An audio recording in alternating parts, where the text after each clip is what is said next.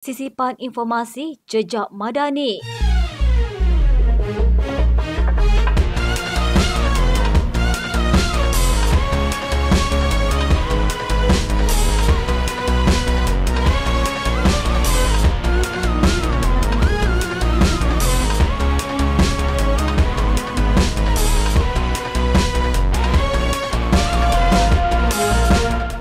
Perdana Menteri Datuk Seri Anwar Ibrahim mengumumkan bahawa pelatih yang menjalankan latihan industri di kerajaan dan syarikat berkaitan kerajaan akan menerima allowance perantisan minimum sekurang-kurangnya RM800 sebulan.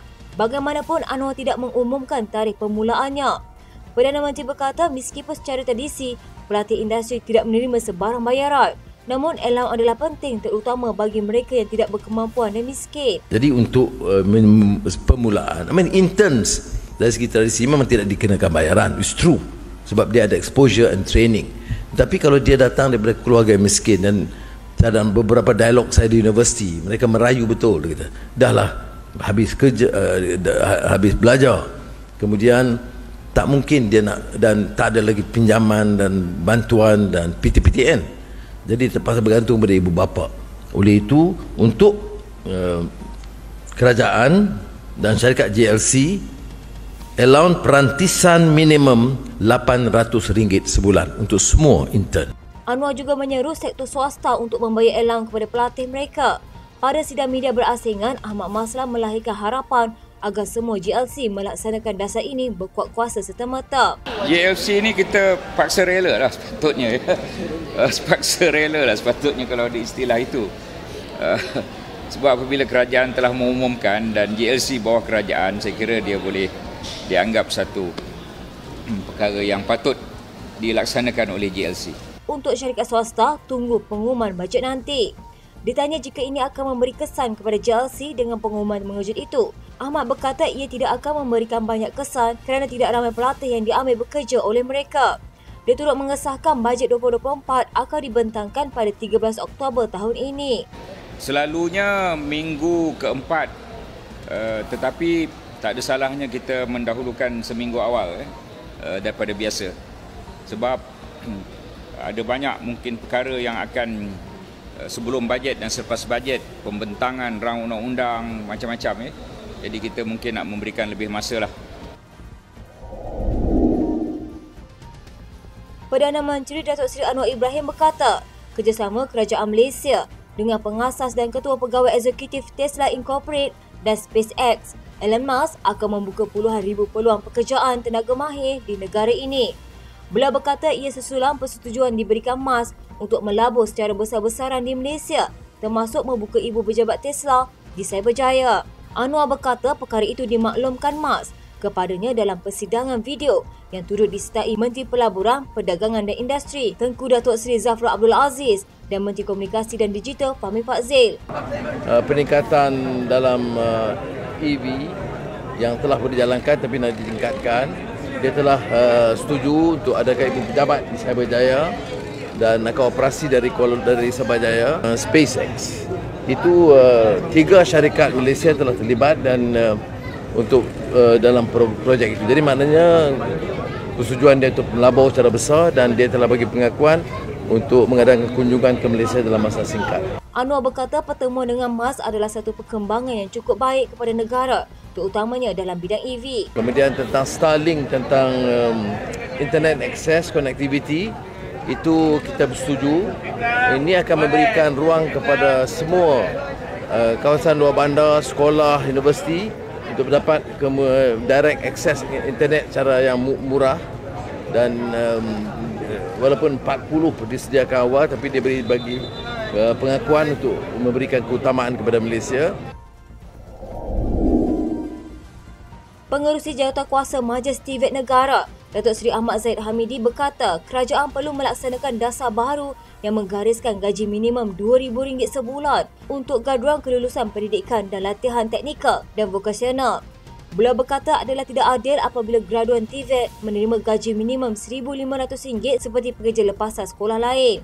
Kalau lepasan SPM, SPVM masuk ke bidang industri, diberikan gaji minimum RM1,500. dasar majikan di seluruh negara. Keluaran Tibet juga diberikan gaji minimum RM1,500. Jangan tepuk sebab itu tidak adil kepada lepasan Tibet.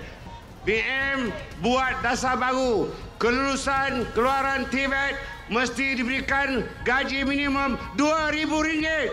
Mengulas lanjut, Timbalan Perdana Menteri itu berkata, kebolehpasaran graduan Tibet yang meningkat kepada 92.5% pada tahun ini membuktikan institusi tersebut bukan peluang pendidikan kedua. Tibet harus diberikan keutamaan. Malah dalam perbincangan dalam Majlis Tibet, insya-Allah satu dasar baru oleh Menteri Pendidikan yang baru dengan kerjasama Menteri Pendidikan Tinggi, kerjasama 10 lagi kementerian untuk kita revamp. Negara kita akan menjadi negara maju insya-Allah di bawah kepimpinan Perdana Menteri Kerajaan Madani ini.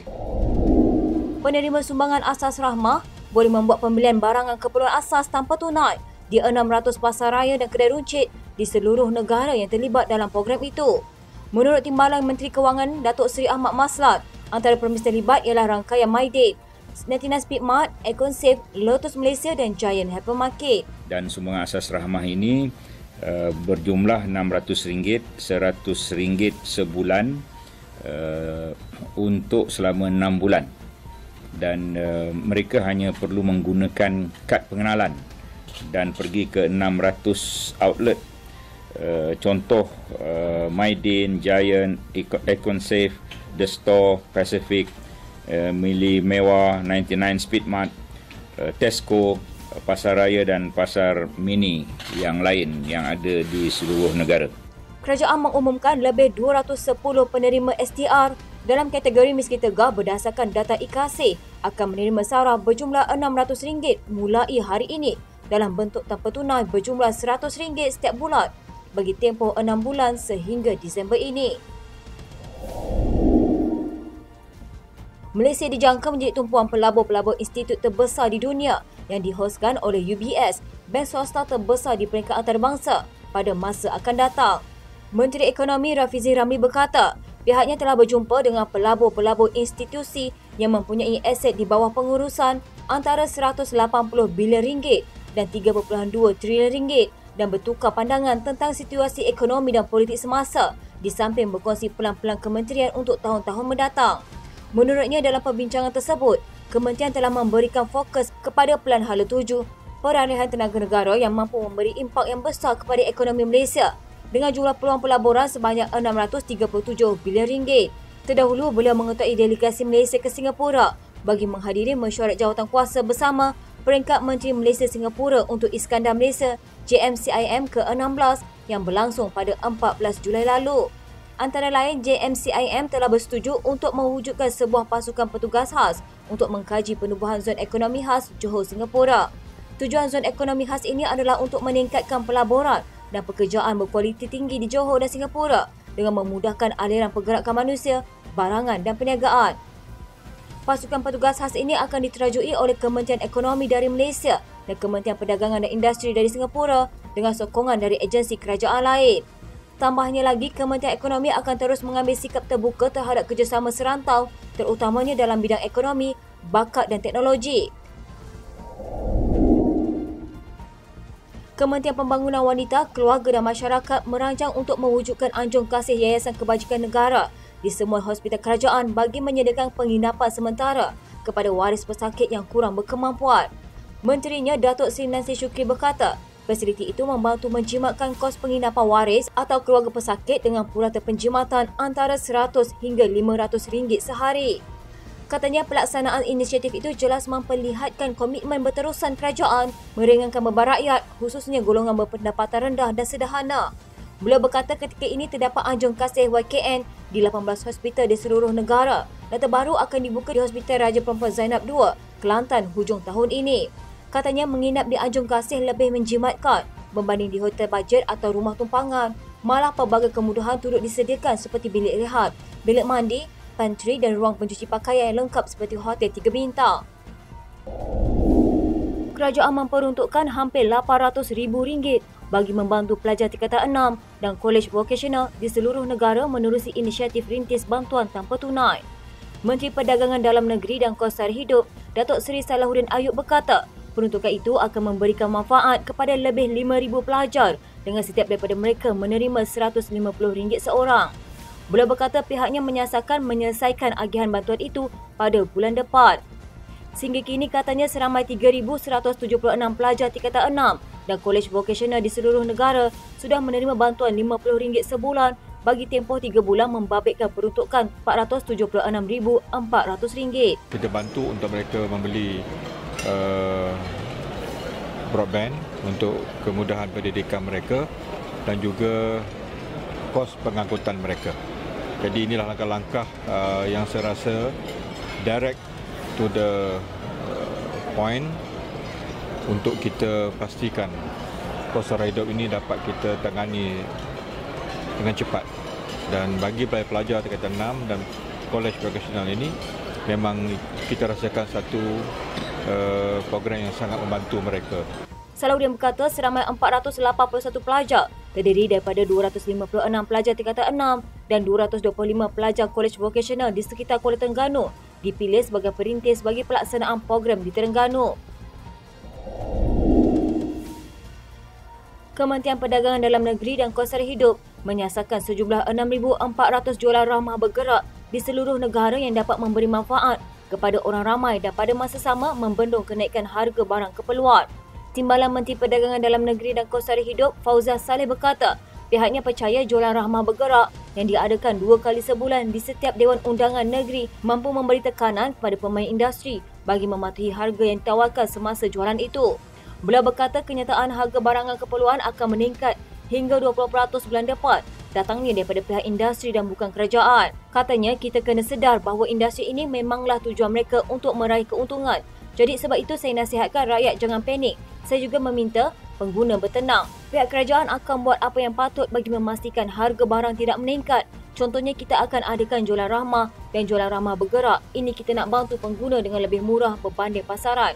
Fauziah juga berkata jualan rahmah bergerak berkonsepkan kedai cari rakyat mendapat sambutan menggalakkan daripada pengguna. Malah mereka meminta supaya ia lebih kerap diadakan kerana memudahkan orang ramai mendapatkan barangan keperluan. Katanya sejak dilancarkan bulan lepas, sebanyak 131 jualan rahmah bergerak diadakan dan lebih 1 juta pengguna mendapat manfaat dengan jualan melebihi RM30,000 bagi setiap program.